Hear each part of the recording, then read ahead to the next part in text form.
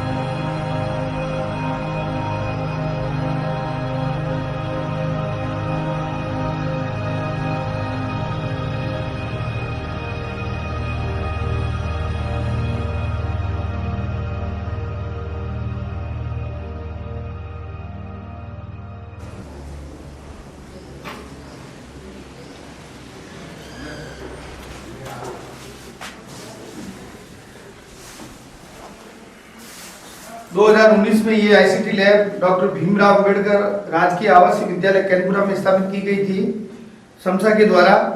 और इस लैब की प्रासंगिकता कोरोना काल के अंदर देखी गई। ऑनलाइन पढ़ाई के अंदर इस लैब का पूरा फायदा उठाया गया। बच्चों को इस प्रोजेक्टर के द्वारा पढ़ाया जाता है और ई शिक्षा के द्वारा बच्चों को सारे टॉपिक समझाए जाते हैं। विभिन्न कक्षाओं की क्लासें लगाई जाती हैं। इस लैब के जो प्रभारी हैं वो परशुराम जी हैं और परशुराम जी जो है उसको अच्छी तरीके से इस लैब को पूरा मेंटेन किए हुए हैं। इसमें 24 कंप्यूटर लगे हुए हैं जो एकदम वर्किंग स्थिति में है और सभी बच्चों को यहाँ बिठा करके उनको कंप्यूटर की शिक्षा दी जाती है। प्लस इस आईसीटी लैब का आईटी के क्षेत्र में बहुत उपयोग है। कोरोना काल के अंदर इस प्रासंगिकता हुई है, सभी बच्चों को पढ़ाया जाता है। मैं समझता हूँ कि हर विद्यालय में इस प्रकार की लैब होनी चाहिए। और इनके जो प्रभारी हैं परशुराम जी, उनका बहुत बहुत धन्यवाद है कि इन्होंने बहुत ही संभाल करके और बहुत ही मेंटेन करके इस लैब को रखा है। आप कुछ बोलो। आईसीटी लैब का जो फुल फॉर्म है इंफॉर्मेशन कम्युनिकेशन टेक्नोलॉजी सिस्टम 5051 के तहत इनका किया गया था। इनके तहत यहाँ पर जो क्लास 6 से लगाकर 12 तक जो हार्ड टॉपिक होते हैं उसको ऑनलाइन नेट के माध्यम से यहाँ इसको पढ़ाया जाता है प्रोजेक्ट के माध्यम से और सारे व्यवस्थित। और फिर उन बच्चों को बेसिक ज्ञान हर एक जो रमसा के तहत जो भी कंप्यूटर आए हैं उनके तहत उनको बेसिक ज्ञान दिया जाता है। और रात्रिकालीन जो फिजिक्स केमिस्ट्री मैथमेटिक्स 10th और 11th 9th और 10th की गणित और इंग्लिश और विज्ञान की क्लासें हैं वो लगाई जाती है। धन्यवाद।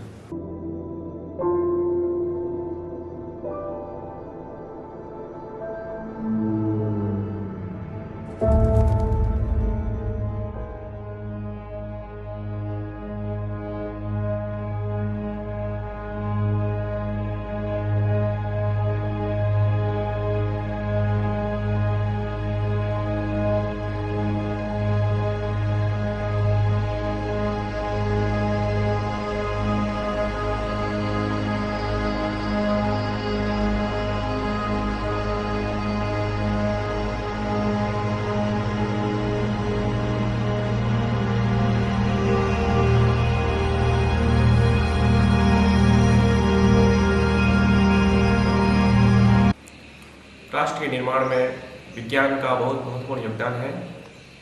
अंधविश्वास को छोड़कर विज्ञान की प्रगति पर ध्यान दें और देश को आगे बढ़ाएं।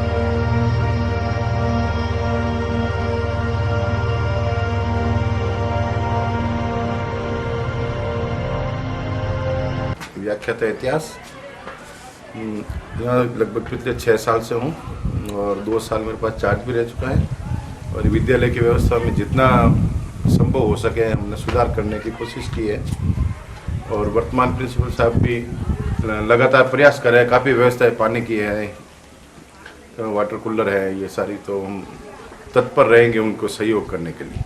धन्यवाद।